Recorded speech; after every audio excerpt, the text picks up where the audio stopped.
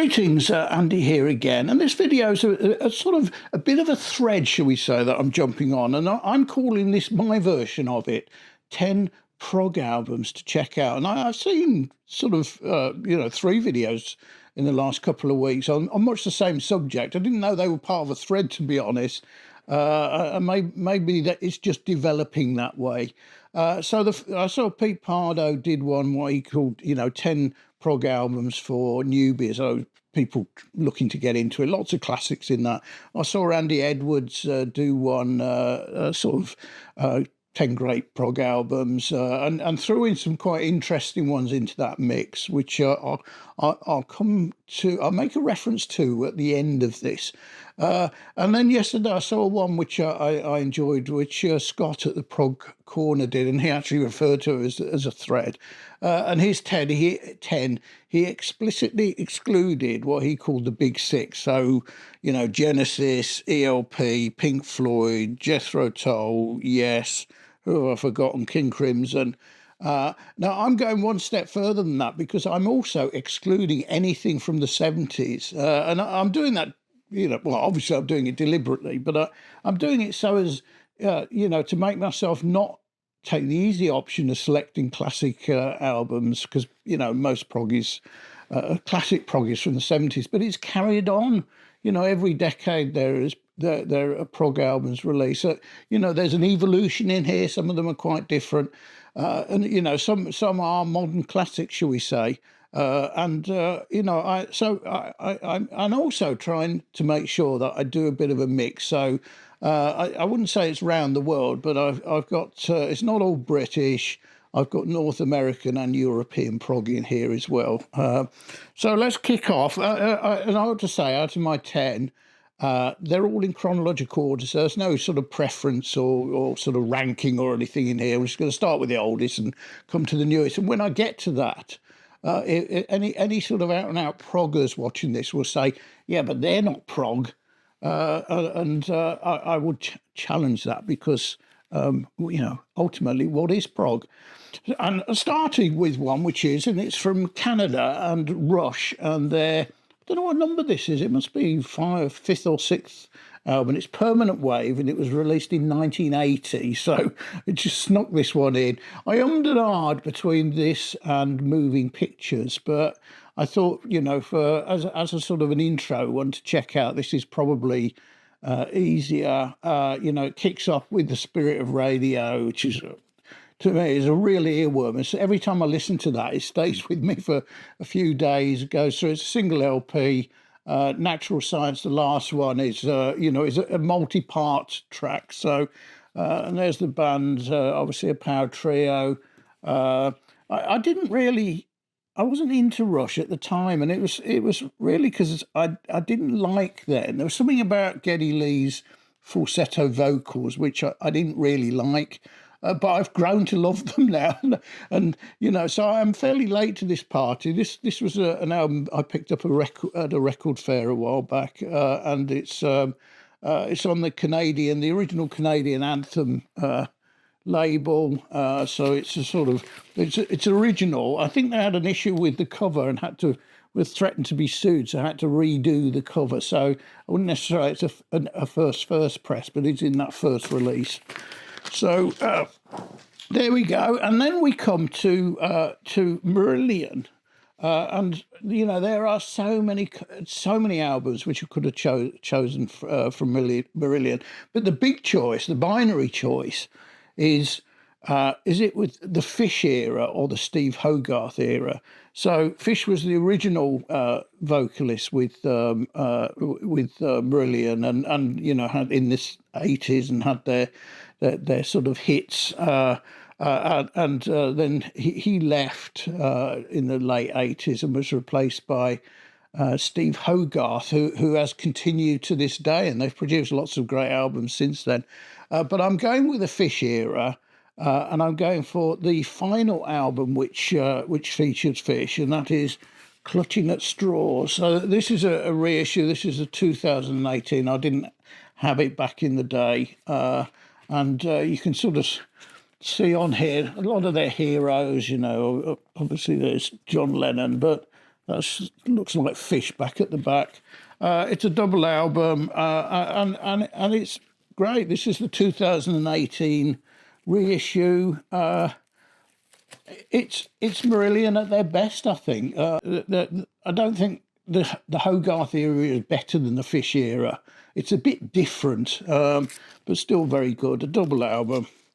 And so that's the 80s. And now we nudge into the 90s, and 1993 and Osric Tentacles and their album Jurassic Tentacles. So the leader of Osric Tentacles is one Ed Wynn.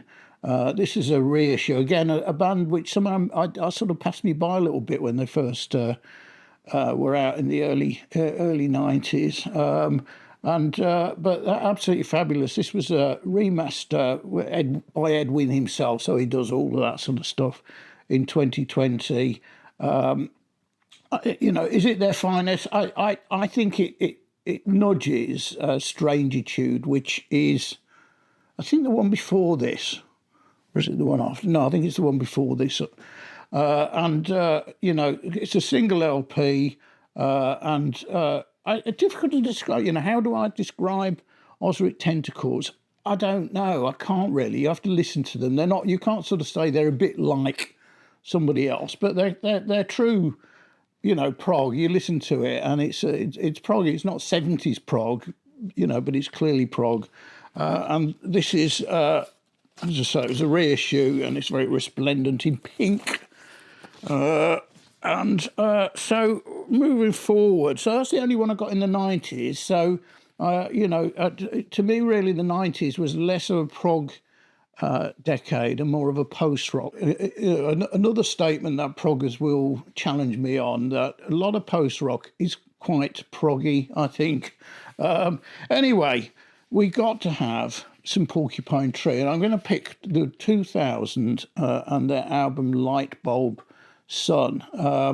Porcupine Tree actually started out as purely a Stephen Wilson sort of solo project, and almost a bit tongue-in-cheek, but became very popular and developed quite quickly into a proper band with a steady crew in there.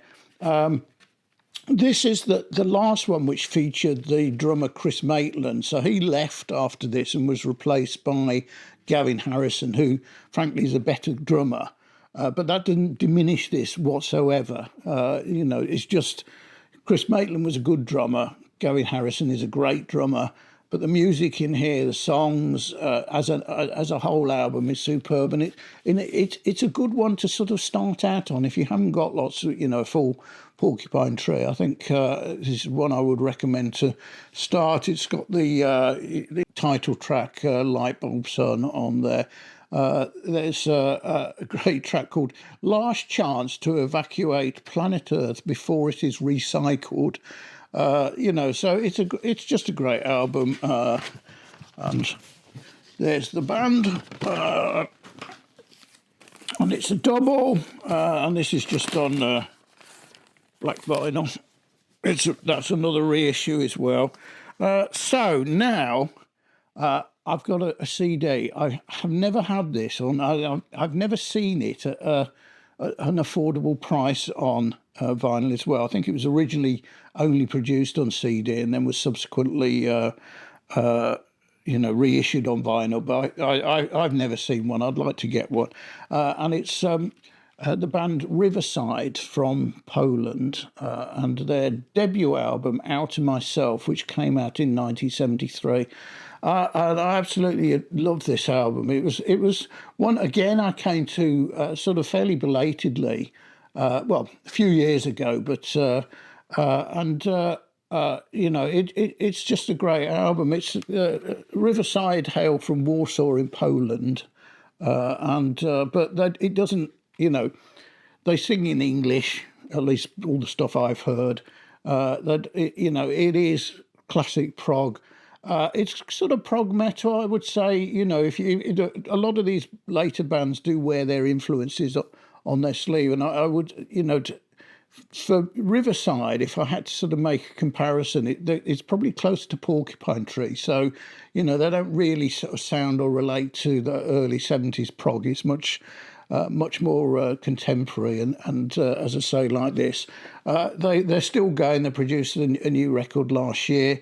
Unfortunately, their guitarist passed away I think it was about 2016 or 17, and it's taken them a while to sort of settle on a new one. Now, I came across even better value. So, anyone interested to try them out, you're not, unless you're very lucky, you're not going to get an LP of the older stuff. I came across this recently, and it's a box set on CD, and it's not that bad value for what's included. There are 6 CDs in here, and basically it covers the the first 3 albums, so including that one, Out of Myself, the second one, Second Life Syndrome, and the third, Rapid Eye Movement, plus lots of live tracks in there as well. So as I say, it's a 6 CD box set, and I think I came across it. Sort of popped in. I think it was Amazon.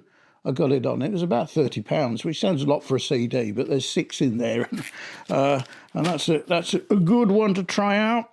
So, staying in Europe, but now we're in Scandinavia, and we're going to Norway and the band Airbag, and this is their debut. So they've had 4 or 5 albums out over the years, and I've got sort of 4 of them. This is their debut album, though, which came out in 2009. This is a reissue. I didn't. I came across them much later.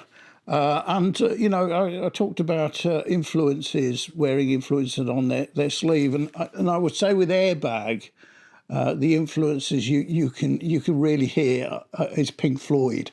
They're not a Pink Floyd copies; they are themselves. But you can just hear some of the guitar style is reminiscent of Gilmour.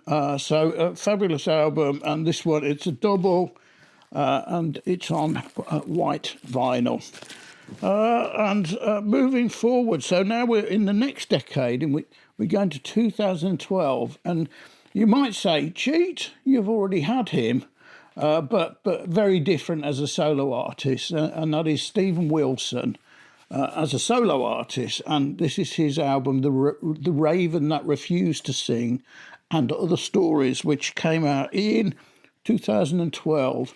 And I think out of his solo works, this is his most proggy and sort of maybe well regarded. And the band is entirely different from Porcupine Tree, so he uses different musicians in there. So I'm counting it as an entirely different thing. And again, it's fabulous. It's sort of, you could argue it's a concept album in the sense that the songs don't themselves relate to each other, but they all are telling a story about the supernatural in one way or the other. It's just a fabulous album, and again, it's a double, and that's on black vinyl. Moving forward to 2017 now, and we're going back to Norway and Wobbler, and this is their album From Silence to Somewhere, and it's all very, very pre-Raphaelite there in the picture in the middle. There are just 4 tracks on here across 2 LPs. 2 LPs? No, I tell a lie, single LP. But 4 tracks on there. And Wobbler are really classic prog. So these are much more reminiscent of 70s prog than maybe some of the others are. If I had to sort of make a comparison, again, they're false comparisons, but I would say they're sort of more Yes-like than anyone else. But they are themselves, and there's the band all from Oslo, another one which is we move into the current decade now, 2020, and this one is The Amorphous Androgynous with Peter Hamill on vocals. Now, you could say the Amorphous Androgynous, are they prog? Because they're effectively a side project of an electronic duo called Future Sounds of London.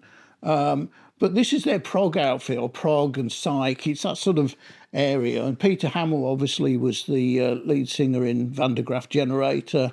And if I'd included the 70s, I would have had one of their albums in there. But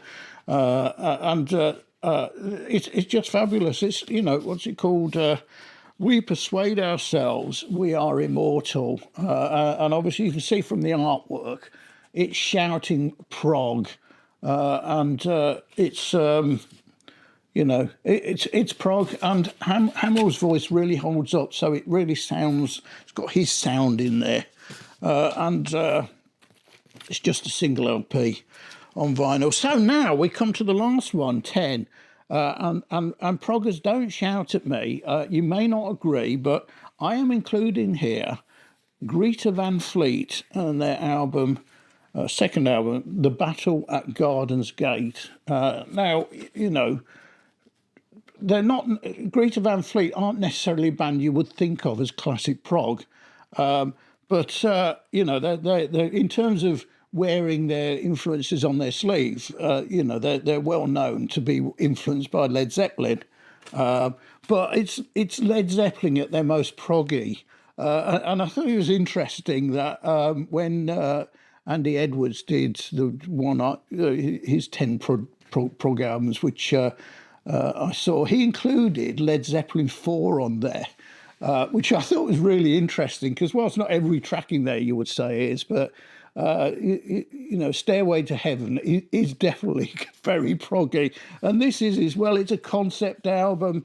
It's got some epic tracks, so it's on four, across 4 full sides, so no shortage on here.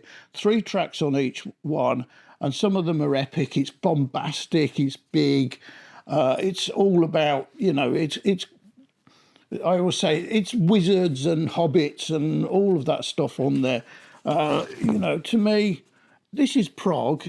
It's not 70s prog, but it's still prog. It's fabulous, and in some ways, if you think of it as prog, it becomes more accessible because it is what it is. It's and some great vocals, high range, some fabulous guitar work on there. It's just a really, really good album. It's one of my favourite albums of the last few years. 2021 that came out.